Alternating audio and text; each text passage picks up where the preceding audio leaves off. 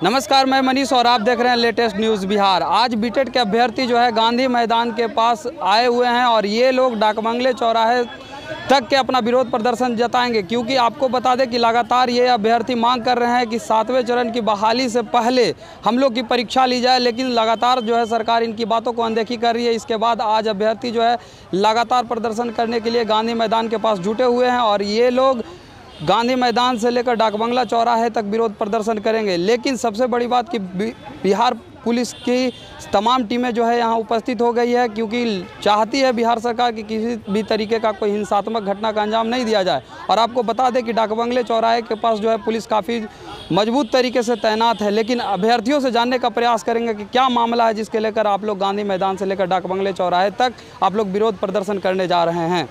गर्दा छोड़ा देंगे। ये सरकार अपने आप को तानाशाही समझ रही है, लेकिन हुजूर महोदय तानाशाही से नहीं चलेगी। आपने 24 घंटा के अंदर सरकार से इस्तीफा दिया और पुनः मुख्यमंत्री पद के लिए शपथ ग्रहण कर लिया। आपने 5 साल में 2 बार सत्ता परिवर्तन कर लिए। क्या 5 साल में आपको एक बार भी नहीं 7वां चरण से पहले पात्रता परीक्षा करवाने का महसूस हुआ? 7वां चरण से पहले बीटेड करवाइए, बिहार शिक्षक पात्रता परीक्षा, और जब तक नहीं करवाइएगा तब तक ऐसे ही इससे भी ज़्यादा भारी संख्या में पटना के सड़कों पर उतर जाएंगे और अपनी मांग लेकर रहेंगे। बिहार सरकार ये चाहती है कि छात्र जो है सड़क पे उतरे तभी बात मानेंगे, क्योंकि बीपीएससी के अभ्यर्थी भी पिटाए तब उनका बात। ये बिल्कुल सरकार की रवैया यह बन चुकी है कि विद्यार्थियों पर पहले लाठियां बरसे, पहले उसकी मरम्मत हो, उसके बाद हम उसकी बात सुनेंगे। यानी शिक्षकों के लिए क्या शिक्षकों के लिए यही फिजिकल है पिटाना? बिल्कुल हो चुकी है। आज जिस प्रकार से हो रही है, इससे पहले भी कई शिक्षक अभ्यर्थी वो जो आंदोलन किए थे उन लोगों को भी पिटा गया था। आज पहली बात नहीं है, ठीक है। अच्छा, एक बात बताइए, आप लोग लगातार कह रहे हैं कि 7वें चरण से पहले जो है हम लोग का परीक्षा लिया जाए, लेकिन सरकार अभी तक एकदम बिल्कुल अनसुनी की है। आप लोगों को कभी मौखिक रूप में भी बोला गया, लेकिन अभी तक लिखित रूप में आश्वासन नहीं दिया। लिखित में नहीं दिया गया है। जब तक लिखित में नहीं मिलेगा तब तक हम कैसे मानेंगे? मौखिक में तो देखिए रहे हैं कैसे गिरगिट की तरह रंग बदल लेते हैं। जो विपक्ष में थे, जो मुद्दा उठाए थे, आज वही शिक्षा मंत्री बन गए हैं। आज उनका दायित्व बनता है कि हम लोगों की वो अपने बातों पर कायम रहे।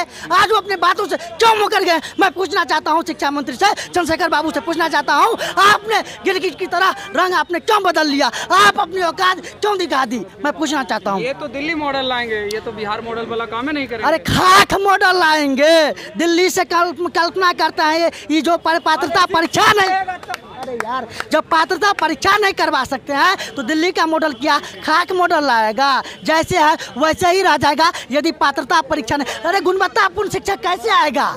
कैसे आएगा? कैसे आएगा?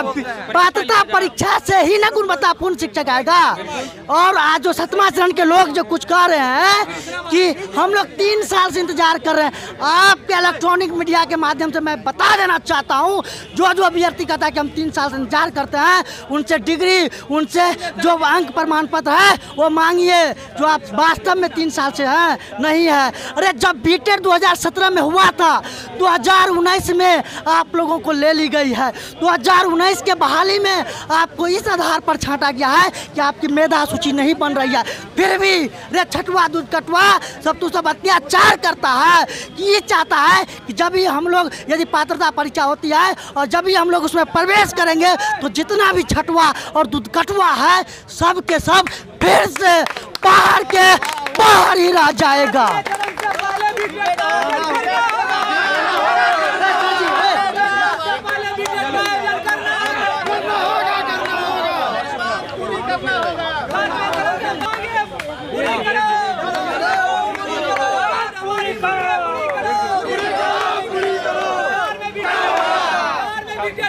लगातार प्रदर्शन आज ये प्रदर्शन जो है ऐसा लगता है कि एकदम सड़कों पे उतर। देखिए सर, हम लोग लगातार 90 दिन से गर्दनी बाग में बैठे थे शांतिपूर्वक, और सरकार कहीं ना कहीं हम लोग का मांग नहीं सुन रहा है। इसीलिए आज हम लोग मजबूरन बस गांधी मैदान में 2000 की संख्या में पहुंचे हैं और सरकार से अपनी मांग मनवा कर ही मानेंगे। आखिर बीटेड के अभ्यर्थियों के साथ ऐसा सरकार क्यों कर रही है? देखिए, अब क्यों कर रही है वो तो सरकार जाने, लेकिन हम लोग ये कहना चाहते हैं आपके चैनल के माध्यम से कि 5 साल में तो सरकार 2 बार बदल जाती है, फिर हम लोग के साथ इतना बड़ा अन्याय क्यों?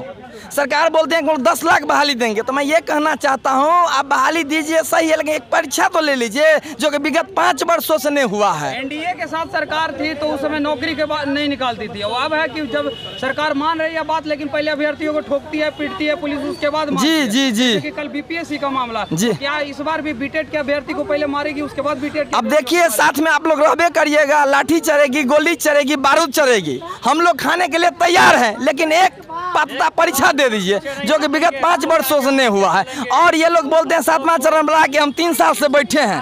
1 मिनट, 3 साल से बैठे हैं। अरे 3 साल में आप लोग, ये लोग 3 साल से नहीं, जो 6ठा चरण में जो छट गए हैं, जिसका मेरिट 50%, 45% जो छठवा सब है, यही सब बैठा है, बदनाम करके रखा है कि हम लोग बैठे हैं, ये लोग बैठे नहीं है, ये लोग छठवा सब है। अच्छा, आप ये बताइए, एक ही आदमी का बार-बार मौका दीजिएगा महोदय, तब गुणवत्तापूर्ण टीचर कैसे होगा? इसीलिए छठवा को साइड कीजिए, छठवा को साइड कीजिए, एक बार फ्रेश बहाली, फ्रेश पात्रता परीक्षा। लेकिन 7वां चरण से पहले एक बार परीक्षा, 7वां चरण से जब 31 मार्च तक का रिक्तियां आप ले रहे हैं तो फिर परीक्षा क्यों नहीं?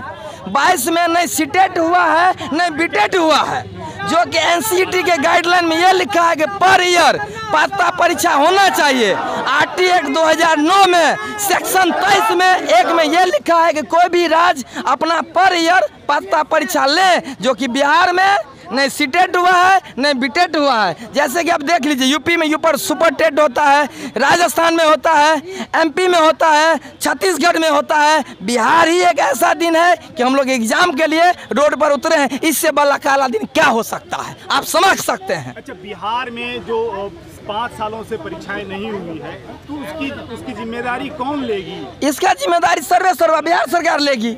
हम लोग को जो आपस में लड़ रहे हैं, कभी देखते हैं एसटीईटी में मेरिट नॉन मेरिट को फंसा देते हैं, कभी यहाँ बीटेट सीटेट को फंसा देते हैं, इसका जिम्मेदारी सरकार है, और कौन होगा?